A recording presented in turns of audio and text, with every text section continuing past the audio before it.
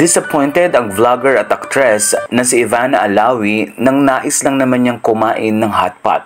Ayon sa kanyang kwento, 17,200 ang worth of food ng kanilang in-order, pero tila nadismaya si Ivana Alawi sa naging serbisyo ng nasabing restaurant. Kwento niya, nagpabalik-balik ang driver sa nasabing restaurant pero hindi na i-deliver ng maayos ang pagkain at napakatagal nilang naghintay. Narito ang kwento ni Ivana. Excited. Grabe, Heidi Lau, ang galing nyo. Yan na yun, 17,000 na yan. Wow.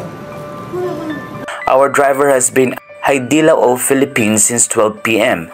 Had to wait until 9:30 p.m. to get our ordered food. We ordered 17,200 worth of food to enjoy hotpot at home. They first gave us a wrong order, which I sent back our driver to return para hindi i-charge sa staff ang mistake nila. After 9 hours of driving back and forth, 2 soup, 2 beef, 4 bean curd sauces. Please be careful when you order from Heidi Lau Philippines. I'm never ordering from here again. So disappointed. Kasama ng nasabing video ang ilang mga food na kung saan ay pinadala kay Ivana Alawi pati na rin ang resibo ng kanilang in-order. Ayon sa mga fans, napakatagal naman ang paghihintay na nangyari para lang makakain ito.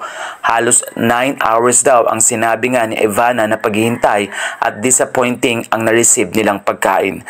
Kaya naman nagbigay siya ng babala at paalala sa mga taong nais umorder sa pangalan ng nasabing restaurant.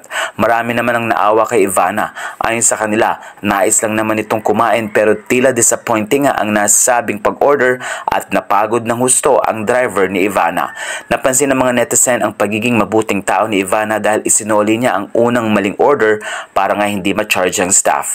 Pero hindi pa rin siya natuwa dahil hindi niya nakuha ang tamang order na kanyang binayaran ng pagkamahal-mahal.